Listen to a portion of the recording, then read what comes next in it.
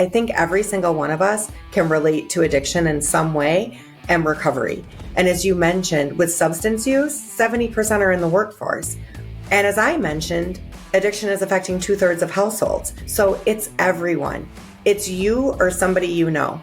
That's basically all of us. So we have to talk about it. It's been a hush-hush thing, and it's been an anonymous thing, right? It's been too scary to say, I'm one of them.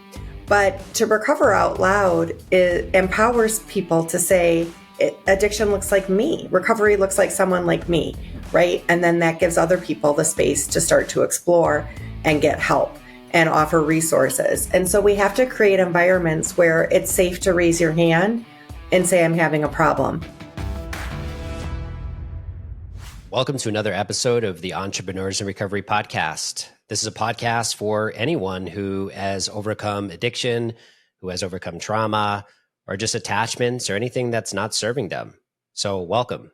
If this is your first time here, welcome to the show.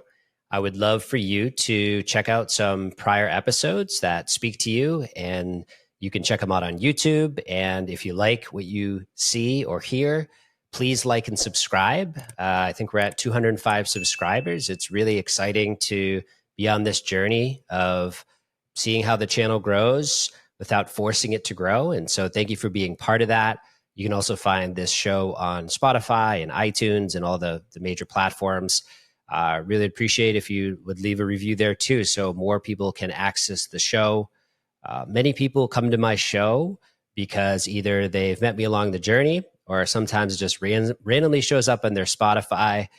And we're just so grateful that you're here today to tune into this episode. I am still currently in Costa Rica. This morning, I saw 2 toucans outside my window.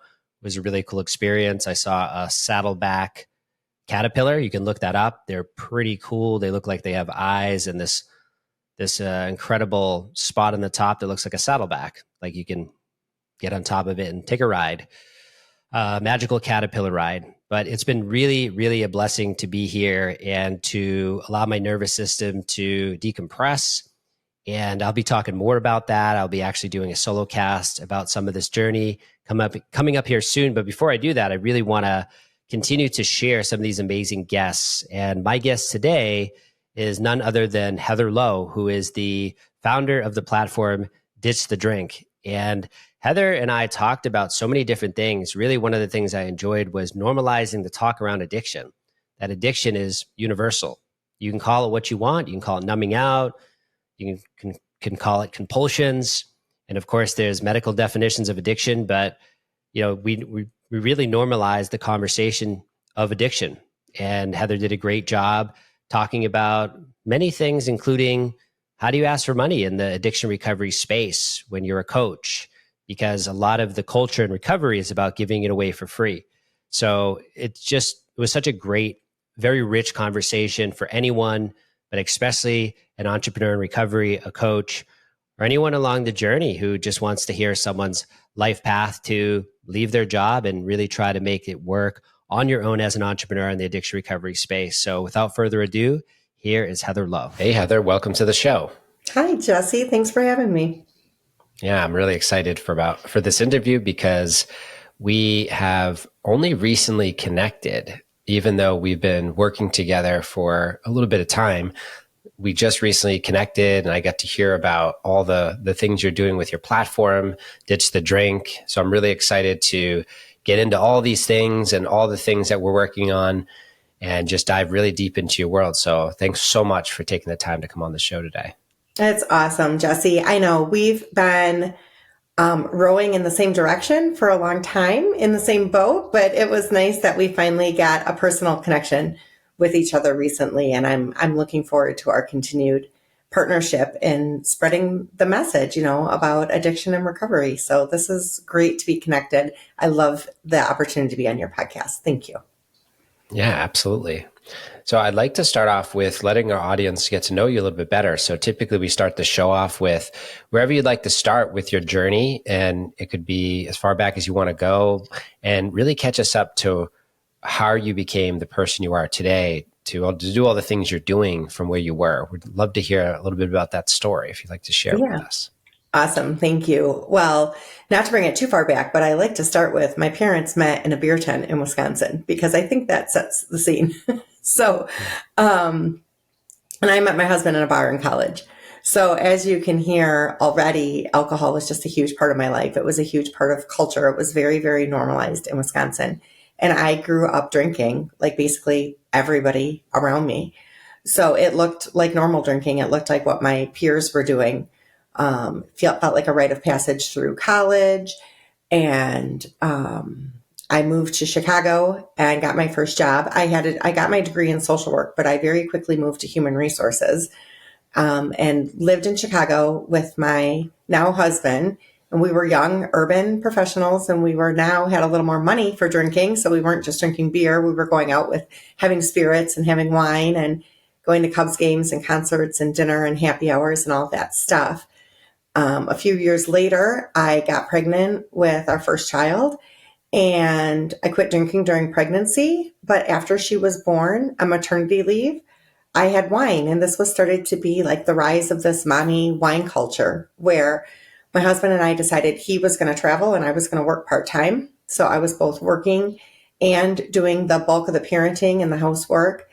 And I'm an extrovert, and my social life came to a halt with young kids. I then had my second daughter, and again, didn't drink during pregnancy, but after she was born, celebrated with a little wine in the afternoon. It felt very grown up, felt very European, was very normalized.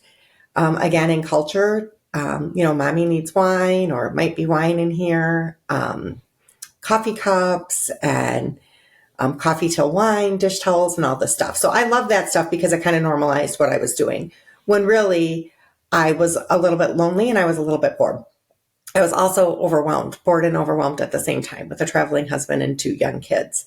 So when my littlest went to kindergarten, I was recruited for a big time job that was full time and in the city. And I decided that the time was right with my little one going off to kindergarten. And so I took this job. However, during the interview process, my dad died. And so that was the start of what would be two more deaths in my life of people that were close to me. And I did these 3 eulogies in 3 years. Two of my friends passed away without warning, leaving families behind. And so they were all shocking, unexpected passings. And doing these eulogies, I was started to drink to self-medicate my grief. It started to not look normal. I started to put the kids to bed and stay on the couch alone drinking because I was sad, and I didn't think I necessarily had a right to be sad. Because I did the eulogies, I didn't want to be overly emotional when I stood up in front of the family and loved ones. I wanted to perform. I wanted to do a really good job. So I think I stopped myself from feeling my own pain, because when the services were over, I told myself to get over it. And so that's really where my drinking kind of took a turn, although I knew I always liked it. My dad was a bartender, and he's also what you would look at as like a typical alcoholic. My parents divorced by the time I was 3 years old, and my dad quit drinking without any sort of program by the time I was 7, I would say. So he's the image that I had of a guy in the 70s that was a bartender that was an alcoholic. And me, a very high achieving woman, mother, was not the image I had of an alcoholic. But here, I always liked drinking a little more than the rest. I always, I never wanted to go home. I never wanted to stop drinking. I always wanted to keep it going. And for a long time, it looked like I was able to manage that. But when I was presented with a lot of grief in a row, what became apparent is that I had no other coping skills, and it was only alcohol. So my anxiety was increasing. My depression was increasing. It was starting to become unmanageable. So I went to my employee assistance program, and in a panic, looking for a substance use therapist, that recognizing that I needed some help. And they were like, okay, sure. And I thought this was like an emergency situation because I was so panicked, full of anxiety. And they were like, sure, okay, make this phone call, fill out this paperwork, and we'll see you in 3 weeks. So 3 weeks later, I was in a totally different situation, but I met with this therapist and told her I was afraid I had a drinking problem. And she told me I did not have a drinking problem, that it was just anxiety. And she put me on anxiety meds and said I could keep drinking. The biggest consequence was from my drinking was maybe that the kids didn't like it. So she suggested that I hide my drinking from the kids. And I have a bonus room off my bedroom that's like a closet. So she actually suggested that I just drink in that closet and not let the kids see it. So I was thrilled. I didn't have to quit drinking. And a professional had told me this, a professional in substance use. So I went home, took my meds, and kept drinking. This turned me into a walking blackout on more than one occasion. Now my drinking wasn't predictable. I used to know like how much I could have and what the effects would be. Well, now I was drinking very little and acting very out of character. So for 3 years, I did these on-off drinking experiments, trying to manage my drinking, trying to moderate my drinking, trying very desperately to keep alcohol in my life. And finally, on February 20th of 2018, I quit drinking. I set my drink down for the last time. I think it was probably the first time I ever didn't finish a drink. And I like to say that I left my glass half full, because what turned out after that, which was difficult to navigate early sobriety, of course, was a beautiful, complete transformation and change in my life. So since then, I've quit drinking. It's been 6 years now.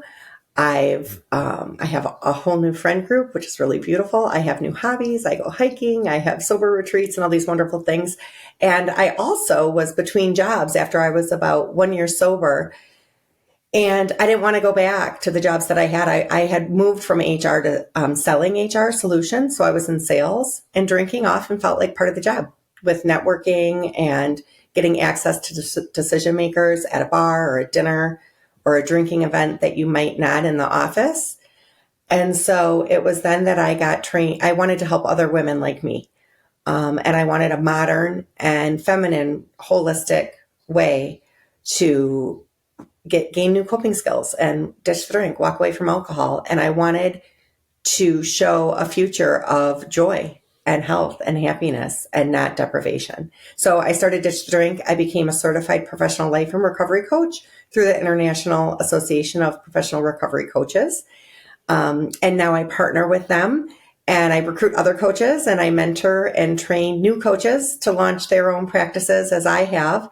And I also use my workplace background to train workplaces on alcohol addiction awareness, on alcohol in the workplace, on recovery ready workplaces, and all these things, opening conversation bigger and bigger. But the most beautiful full circle thing that has happened to me is a lot of my clients become coaches, or my clients then become facilitators in the workplaces. So I've been able to help individuals who then help more individuals and bigger audiences. And there's this very beautiful ripple effect that's happening in a conversation about ditching the drink.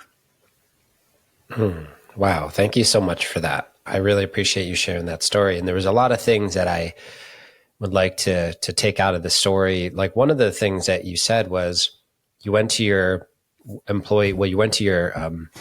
employer and you asked for help, and you thought it was an emergency situation, which it was. And they said, oh yeah, reach out to the EAP program. And 3 weeks later, which you could have been dead by then, you started on the journey. So I really thought that was interesting to be in a world which was not that long ago, that you were told to, okay, here, do this. And 3 weeks later, you got help. Like, that's pretty scary.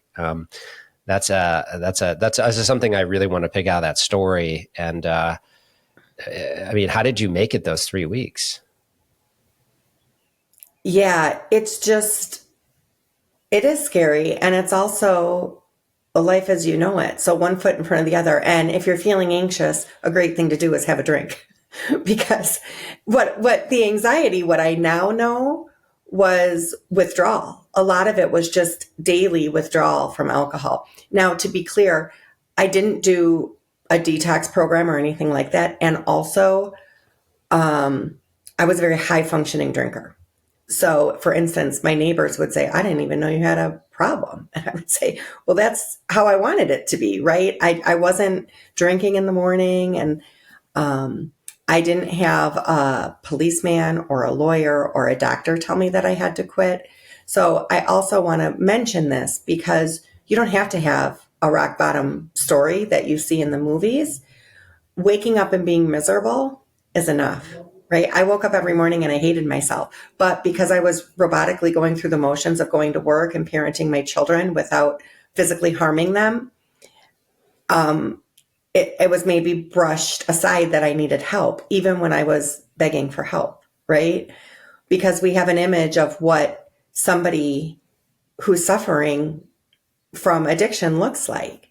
And I may not have been physically dependent even, but I was emotionally dependent, and my use was increasing, and I was on the path, and I never hit the point of no return, thank goodness. And I want to catch people further up the stream like that. We need resources available for people like that. And it doesn't have to get worse. It can get better. It's okay to take a break at any point for any reason. In fact, it's a choice that can be celebrated. But instead, it's so shamed. Like if you quit drinking, it's the only drug that's going to give you a label when you quit. And I know I didn't want to be labeled as an alcoholic. I didn't see myself as an alcoholic, right? I saw myself as a person who was micromanaging a lot of things and feeling grief and pain and overwhelm. And I had alcohol as part of my normal upbringing. It's all I knew. And now I can see that, but at the time I couldn't. But I just kept drinking. For those 3 weeks, I just kept drinking, to answer your question. Yeah. And I mean, some might say, oh, that's what you needed. That was divine intervention. But was it, or was it just a lack of, the quality care, education, support that workplaces are still lacking today, to be able to provide more support and awareness and recovery supportive workplace, which we'll talk about more in this episode. But I hear that and I go, woo, like that could have been a lot worse. And it, you managed through it. And I think also like the therapist telling you to drink in a closet, I think a lot of people go to therapists thinking like, okay, they have the answers. They know what's best for me. In the reality, they're just humans. And many of them are very wounded people that decided to go into the helping profession to, because they have a sincere desire to help, but they also have a lot of woundedness themselves. And so they don't always know what's best for you. Only you know what's best for you. Even in the most dire situations, you still have to trust yourself because, you might get advice to go drink in the closet, So I really also thank goodness you came out of that situation too, to be able to tell that story, because I think that's a little alarming that advice from my experience, Interesting. Yeah, thanks for sharing that. And I'd love to hear a little bit more about this platform you built. So you built a platform based on, high functioning, right? You were high functioning. You have this platform called Ditch the Drink. So love to hear more about this platform and what you're doing with this platform, who you're serving, who you're helping. Yeah. Thank you. To give that therapist some credit, I think she was doing harm reduction. I think that was her goal of harm reduction. So removing whatever seemed to be the most obvious problems. And also there's wonderful therapists and there's well-intentioned therapists. There's all sorts, but you're right. It brought me to continue to listen to myself, which is what I would encourage all of us to do, which was also a little bit confusing to listen to myself when I really wasn't clear. My brain was full of alcohol. My body was full of alcohol. I couldn't really trust myself, but it started a path of tuning in and trusting myself. So when I started to learn that, as I said, I had done this on-off drinking for a long time. And for me, that was the path. So also some people drink less before they drink none at all. And I want that option to be available, because if you had told me I could never drink again, that would have terrified me and scared me so bad, I never would have tried. But for me in my position, when I gave myself space to practice and experiment, each of those things started building what I would call my sober muscle, right? Each social interaction where I didn't drink gave me another muscle memory of being sober in a group of drinking people. And each new holiday or new event that I did where I used to have a drink in my hand and now I didn't, allowed me to practice and to experiment with this alcohol-free life. And what happened was my head hit the pillow at night and I started to feel proud of myself. I did start to feel like I could trust myself. I was finally keeping my promises, which I never had before.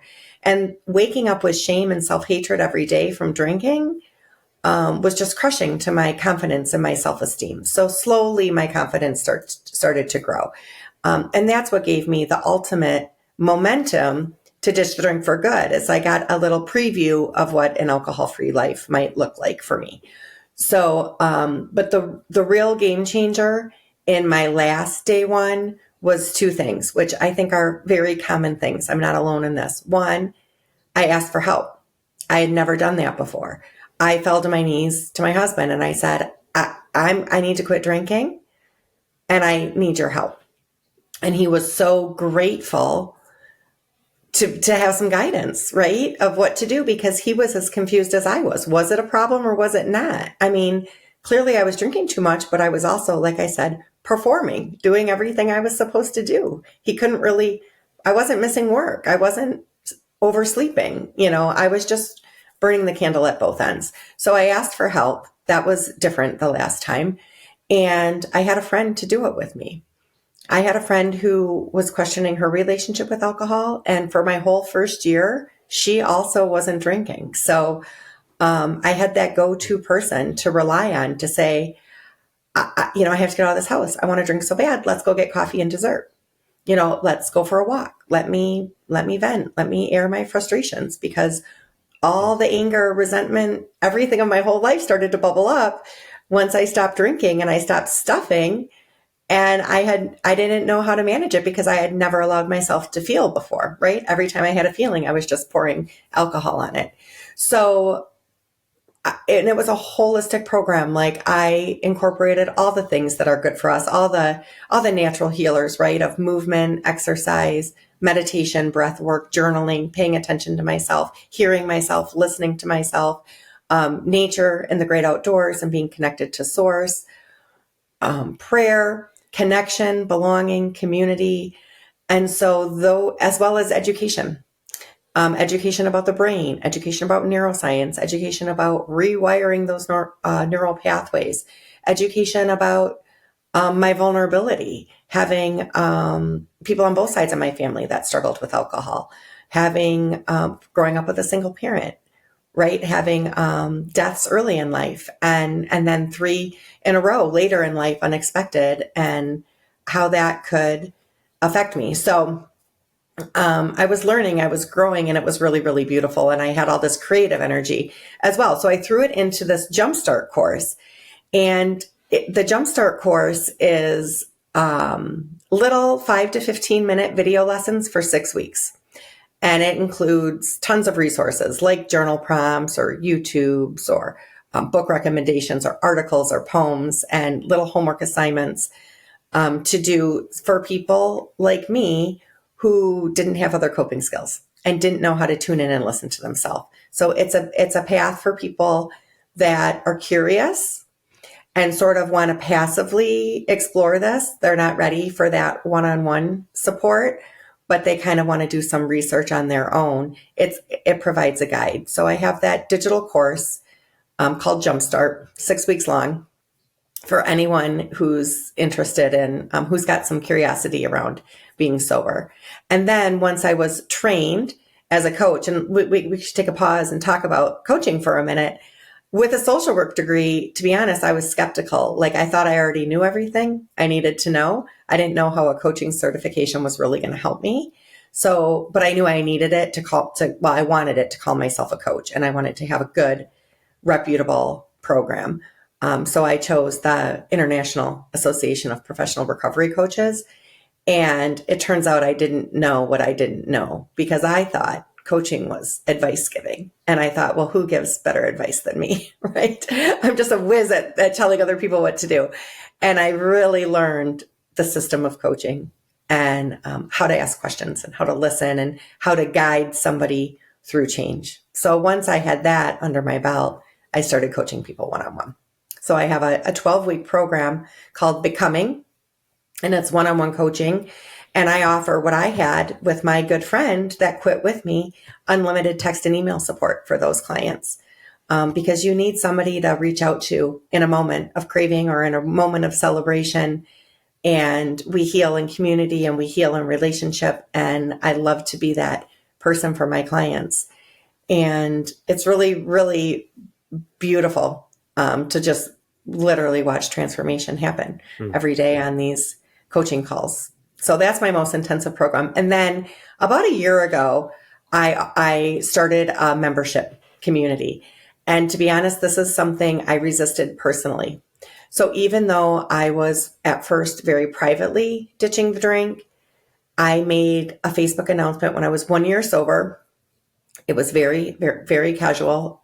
Before then, nobody even knew what I was doing. I kept it pretty private to my inner circle.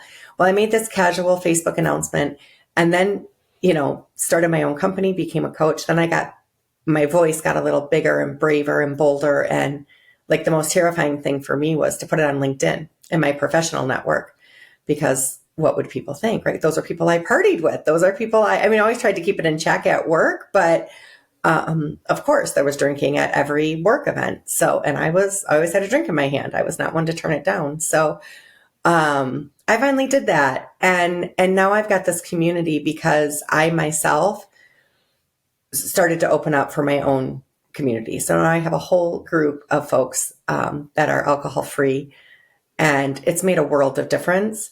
I was doing it without them, but it's made the process so much better to have people to link arms with and walk alongside with. So now that it's like everything I do for myself first and I benefit from individually, then I turn around and offer it to my clients. And so now I also have this membership community that's included with all my offerings because I think it's that important. So yeah, I'd love to start to get into this idea of professional recovery coaching. And some of the listeners may have listened to Cheryl Brown's episode with me where we talked about the International Association of Professional Recovery Coaches and what a professional recovery coach is versus, let's say, a peer recovery coach, which are both very much needed in today's societal setup. But also, I would love to just hear about, you are a major part of iCare, which is the International Center for Addiction Recovery Education. You're a major part of training coaches and helping coaches become successful. You even have your own business on that we can talk about. But I'd like to just talk a little bit about certified professional recovery coaching. And if you could just tell us about that and what your role is in helping coaches to become certified in that way. Awesome. Yes. So let's just talk about, there's all these different acronyms and there's all these different words for what can be sort of the same thing. So Cheryl is the executive director, and there's 3 organizations. One is the Net Institute, and that started in the 90s, and that was a clinical research and education around addiction and recovery. In 2013, and that's a non-for-profit, that's a 501c3. And then in 2013, started the International Association of Professional Recovery Coaches was founded. So that is the arm of the same organization. It's a different arm of that organization that trains and certifies professional recovery coaches. One of the first to do that. And in my opinion, the best to do that, of course, right? And that's where I got trained. And then in 2020, in response to that pandemic, this organization opened another arm called iCare, which stands for International Center of Addiction Recovery Education. And now we use iCare as the umbrella, which the others fall underneath. So iCare works with workplaces, and then the IAPRC, or the International Association of Professional Recovery Coaches, is the training and certifying of coaches. And then the Net Institute is the non-for-profit and the clinical arm. So that kind of describes that organization. Now, there's many ways to support people in recovery, and there's many ways to do that. And in my opinion, there's no right way. There's what's right for you. So we need a lot of options available. Rehabs and detox facilities are incredibly important, right? There's intensive inpatient treatment. There's intensive outpatient treatment. AA is a very long-standing, well-known, the most popular, I think, probably community, welcoming community for somebody who's looking for support. And I'm not personally in that group, but I know about it, and I know you can get a sponsor and you can create some accountability and you can create community around addiction and recovery. And I think that's wonderful. There's newer things like a SMART recovery program, which is a different community with just a different sort of philosophy. And there's peer support, and there's therapists, and there's doctors, and there's counselors, and there's professional recovery coaches.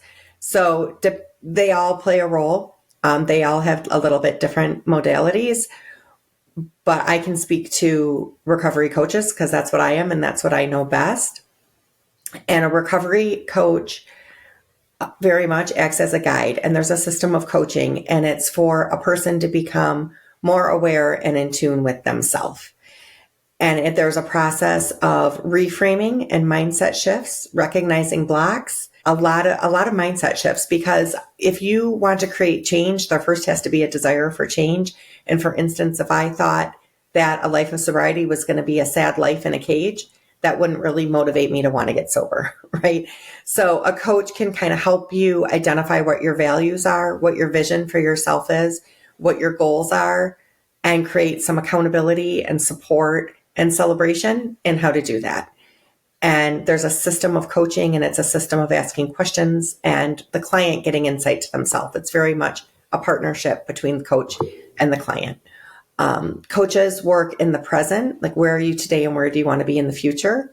Where, for instance, therapists often work more in the past or reprocessing past trauma, and they use different modalities to do that. A coach would not diagnose you where a therapist might diagnose you. A coach can provide resources, let's say, for medication if that's something you needed, but would not prescribe medication for you, like maybe a therapist would. So there's differences to the models. And a peer support, peers are important. They can also provide accountability, but they're not trained in the way that a coach is trained to help you navigate change and transformation. Yeah, thanks for that clarification. And I think that's really, really helpful for people to understand, so that there's a different differentiation. That's a tough word, but be able to understand that there's no right or wrong way, but there's different ways to look at how coaching happens in the recovery world, and how there's different levels and tiers to it. And there's something called the International Coaching Federation, and this professional coach training gets accreditation towards that as well. And so these are things that to highlight that I think this is the only one like it in the world. And, you have played a major role in helping people to not only find this, but to roll out successful coaching businesses themselves. So maybe you can talk a little bit about how you do that, how you help people to start a coaching business, because I know that's part of your platform. So once someone comes through, they become a certified professional coach. Now, how do I get started? I want to now be an entrepreneur someday. I want to be able to do this on my own full time. How do you help people to do that? Yeah, I love it. So first of all, I think everyone in the coaching industry would say the ICF, or the International Coach Federation, is the gold standard of coaching. So if anybody's interested in looking at coaching, like I said, can be the Wild West because it's not a governed industry. Pricing can be very different. Qualifications, education, outcomes can all be very, very different. But I think if you look for an ICF accredited program, that means there's a reputable outside stamp of approval that you're getting for your program and that you're meeting certain standards. So I think that's a really good measurement and bar to set. And this program, of course, is accredited. It's through them, as well as multiple other programs as well. And when you leave this program, there's actually a live skills portion. So it's an online classroom. So you practice what you've learned with an instructor. She's an incredible instructor. She has more initials after her name than anybody I know. And her name is Shelly Ann, and she's been a mentor of mine, and I can't recommend her enough. A lot of people learn from her, and you're truly learning from the best. That being said, you feel confident in your coaching skills, but if you and there's many things you can do as a coach. You can work in recovery programs, right? You can work in the workplace. You can open a yoga studio. Maybe you want to do Reiki. There's a lot of different things that you can do. But if you want to open your own private coaching practice like I have, you might be like me, a huge desire to help, but deer in the headlights when it comes to starting a business. You might not know how to start a business.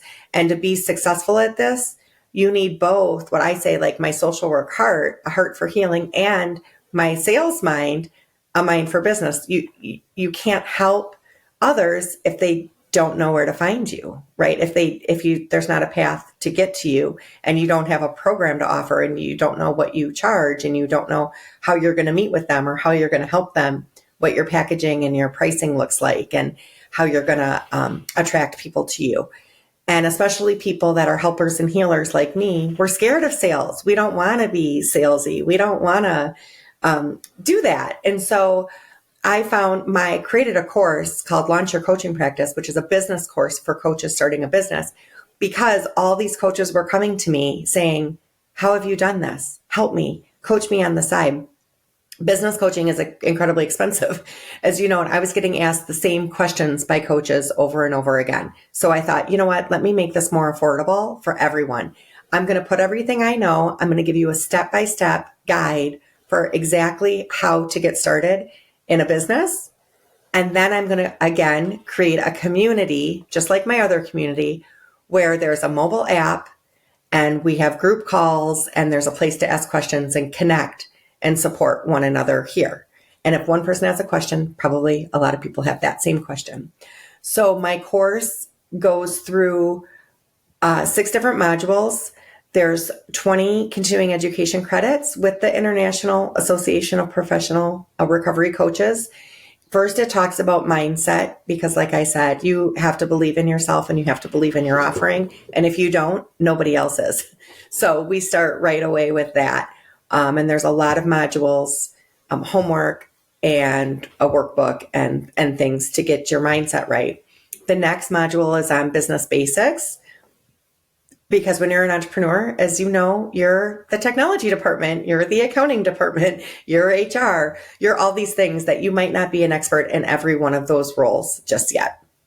So it teaches you what you need to know, as well as like legally, what does a contract look like? Banking, how do you get paid?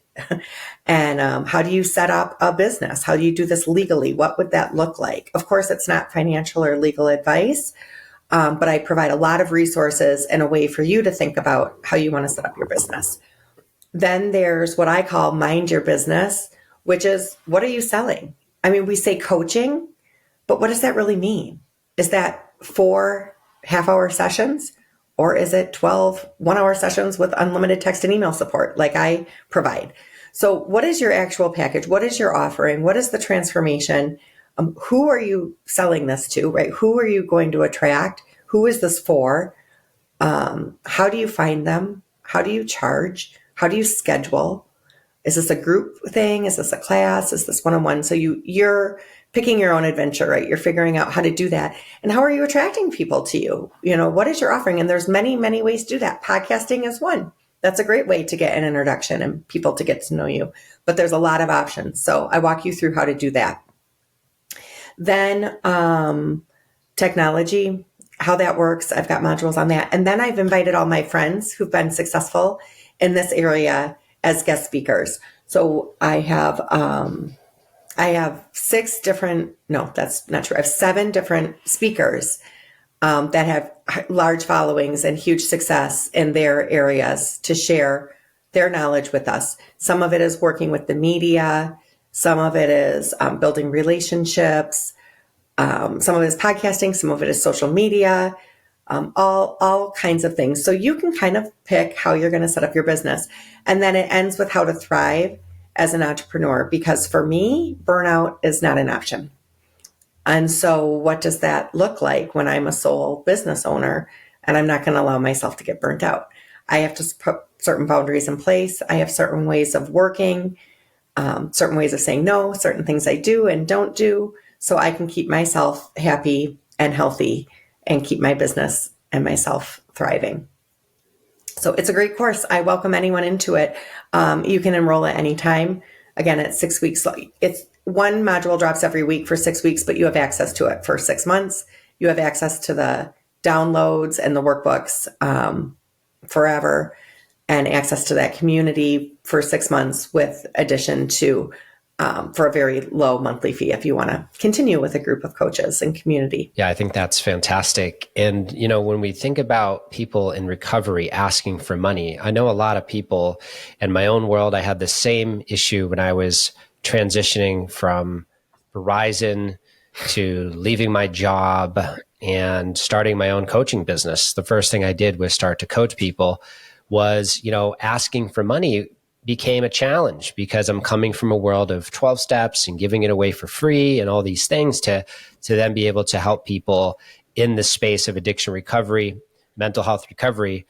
It seemed to be a challenge. And then I learned in time, after doing it for many, many, many years, that once I started working through those blocks, there's many people who have these money blocks in this space of professional recovery coaching or recovery coaching in general. So I'm just curious, how do you help people navigate asking for money in this space? Yeah, that's I love this topic. So thank you for bringing it up. That's such a good question.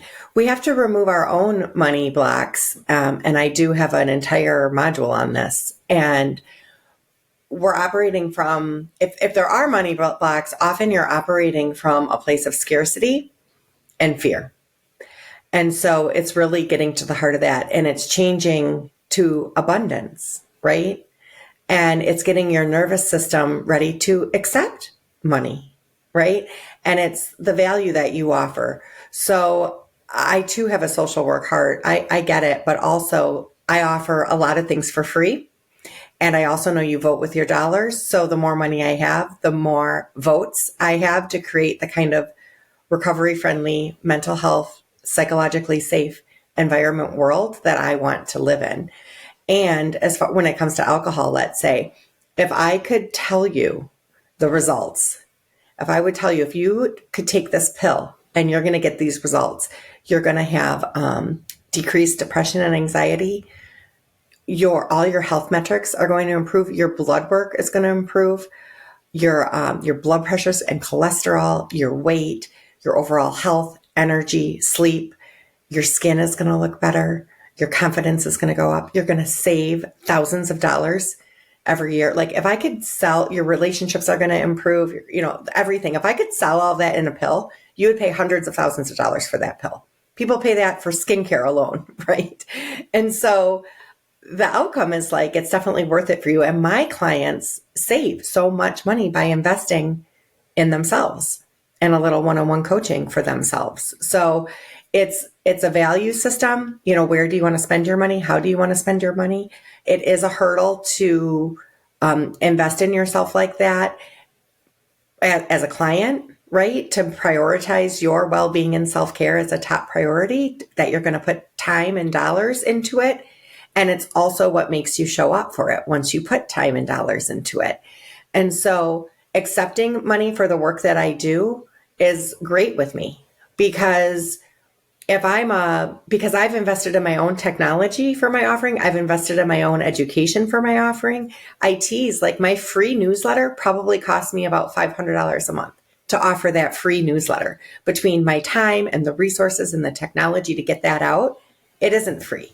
So I do a ton of things. I do a ton of charitable things. I donate to organizations that I believe in.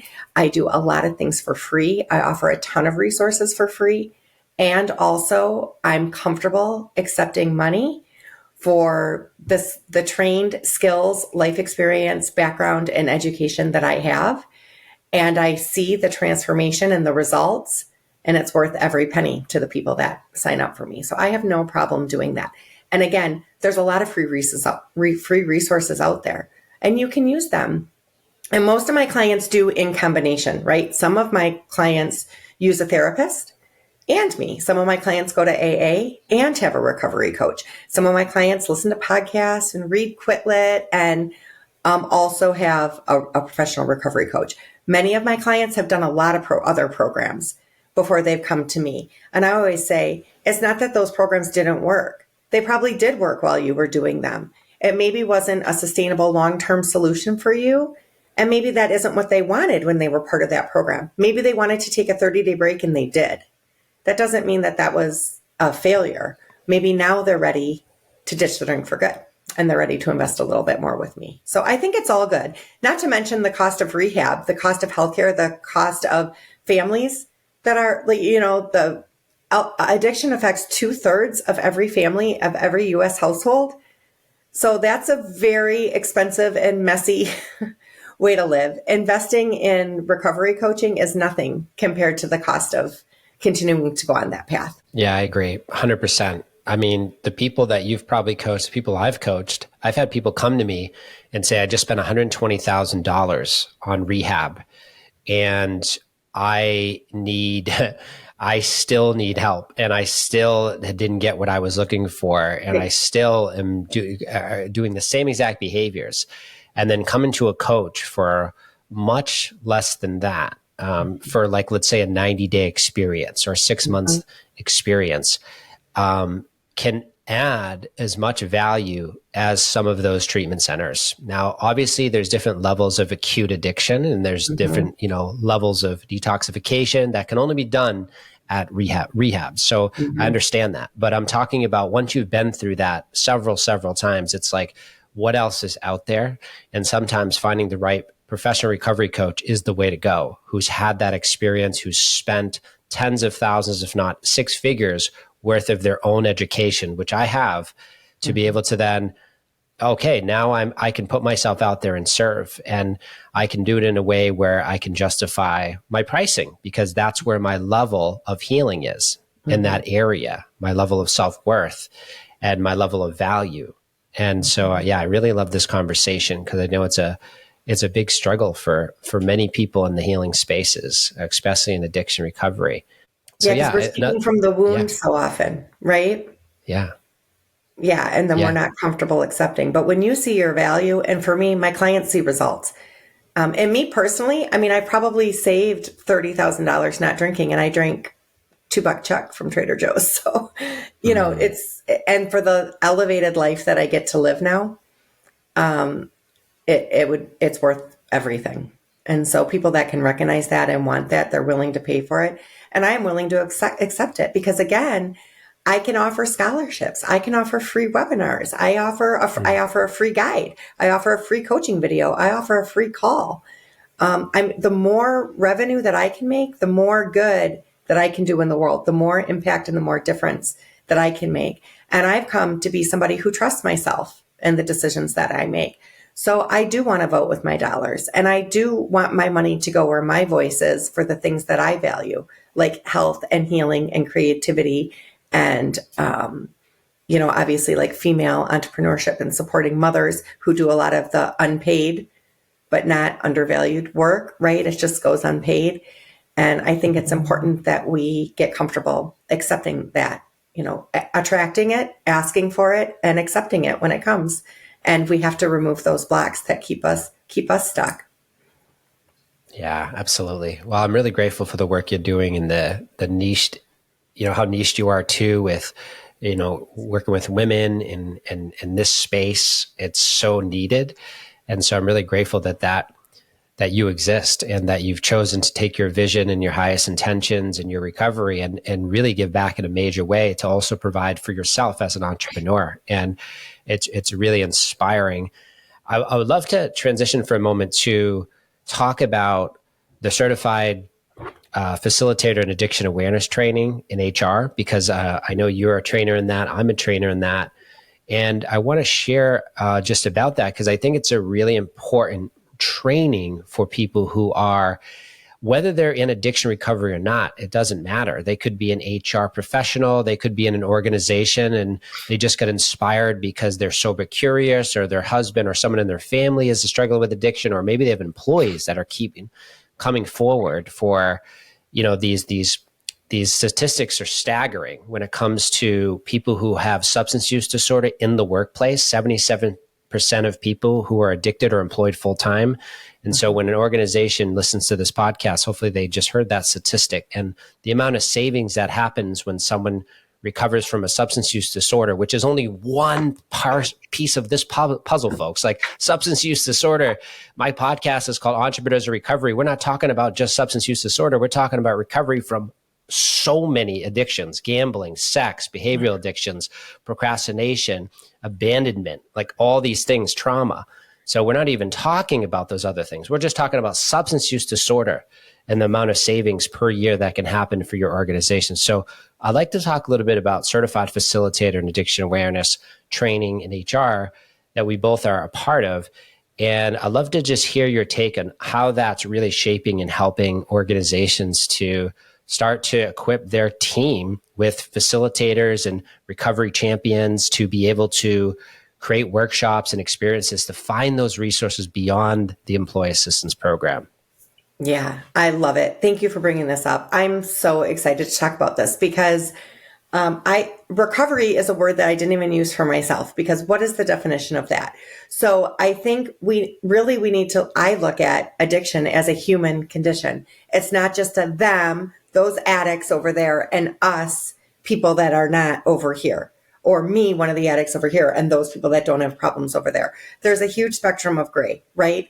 Anybody that has ever used any substance or behavior, maybe compulsive thinking about it, or using it repeatedly when there's a negative consequence, that's on the addiction spectrum. So it's all of us and it's everyone. And who among us hasn't done something to escape pain? Who of us hasn't distracted ourselves with scrolling social media and scrolling, or a bag of potato chips? I think every single one of us can relate to addiction in some way and recovery. And as you mentioned, with substance use, 70% are in the workforce.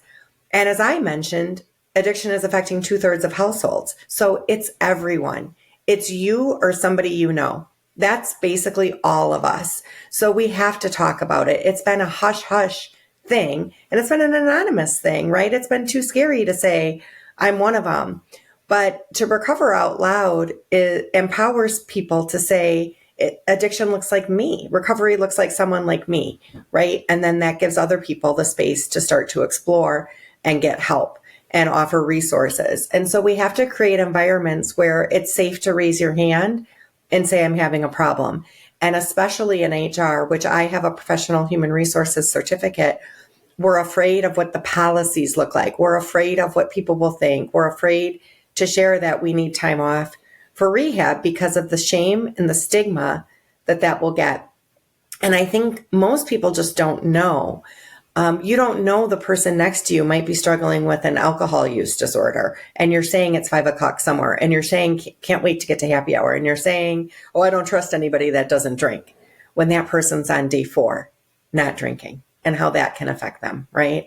When I first quit, I was working for somebody who was desperate to celebrate this thing with a champagne toast. And she wouldn't stop with talking about the champagne toast. And I didn't know how to tell her I didn't drink. It was a contact that was important to me, and I didn't know how to say no. I was too scared, and I was too unsure, and I was too nervous myself. So what I ended up doing was taking that champagne toast and then secretly dumping it in the yard behind me, because I would rather hold that drug right in front of my face that I was trying to quit than tell somebody that I was trying to quit. And I'm not sure if you'd do that with heroin, right? You wouldn't push heroin in somebody's face or expect somebody with heroin addiction to be holding heroin but not taking it. But that's what we do with alcohol. And because it's legal and it's often part of workplace culture.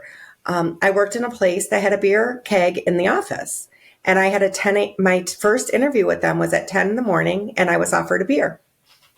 And so, again, another event, I was part of the leadership. And one of the first things we did was go on a retreat together overnight. And we had alcohol provided for us for the whole weekend. Well, we drank it all the first night. So we all were over drinking, basically getting drunk together, drunk bonding. So we thought, but there's a lot of shame. There's in sales, there's President Club award trips where you bring the top salespeople on an all you can drink work vacation. And it's pretty hard to be alcohol free in the workplace. So we have to change this kind of culture in the workplace. And HR is the closest to the people. It's hiring the people. HR is dealing with the productivity and the performance and the absenteeism and the benefits and the health and the healthcare and the sexual harassment and the legal issues and all the things that are direct consequences from having alcohol in the workplace. So it really behooves HR to start talking about a recovery-friendly workplace. Maybe we can segue into that, how amazing recovered people make as employees, because you don't have those issues of absenteeism and productivity. You have people that have overcome something and have the perseverance to address tough topics and overcome. And I don't think there's a better person that you could hire, to be honest. So our shame and our fear around hiring folks in recovery, that conversation can also look a little different. Yeah, absolutely. I mean, it's clear that, me recovering at 22 years old and starting to get my life in order, which was super young, I completely transformed my life. And my employer, let me tell you, they were grateful because I became the top sales rep and led in many different ways that I didn't even know I had within me. And I think there's so many people who are just this untapped potential that are recovering from something. And I think, to give them a chance and know that they're even in your company, which people don't. Organizations is not the norm to create a recovery ready workplace or recovery supportive workplace. This is a brand new concept that had started in 2018 here in New Hampshire with recovery supportive workplace. Or is it? No, recovery ready workplace. And there's so many different ways to say it, but that now it's become a national initiative through the Biden administration. And I think, when we're training in our training, like certified facilitator addiction awareness, like these are people who are niched into addiction recovery. They're in HR, they're in these different places.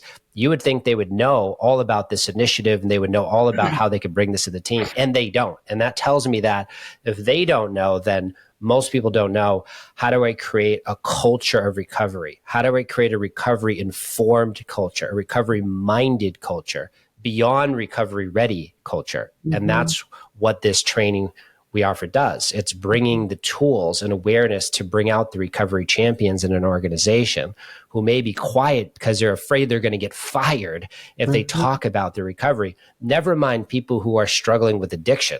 So it's creating this culture of safety. And I think this is a really powerful offering that is offered by iCare that we're involved in. And I'm really grateful to do the facilitation portion of that and teaching that. And I know that together we have been able to help over 200 people become certified in this training to be able to go out there and utilize this wherever they are, organizations, communities, teams, their own masterminds, whatever they do. But it just feels so good to be putting that out there to build this recovery supportive workplace, I love it. Yeah. And in the HR portion that I teach, you walk away with an actual plan of what you're going to do. You can go right back to your organization and you know exactly the things that you're going to do. And some of it is simple. Like I would say at a happy hour, for one, there's a million alcohol-free alternatives, right? And there's good, it doesn't have to just be Diet Coke or lemonade, which are great options. There's alcohol-free spirits. There's alcohol-free beer. There's alcohol-free wine. There can be an adult drink, and to each their own about that. But provide options for everyone, right? Have the lemonade. If you're going to have alcohol, you can also have a sophisticated non-alcoholic option for an adult that's not a kid's juice box either, right? So from very simple tweaks that you can make, and just the language that we use, what we call people, right? I think we're humans. Like you said, I think we're all, and I think addiction is part of the human condition. And I think we're all suffering and struggling with something. And those of us that have addressed it and overcome it, that should be celebrated. It doesn't have to be silenced. It can be celebrated.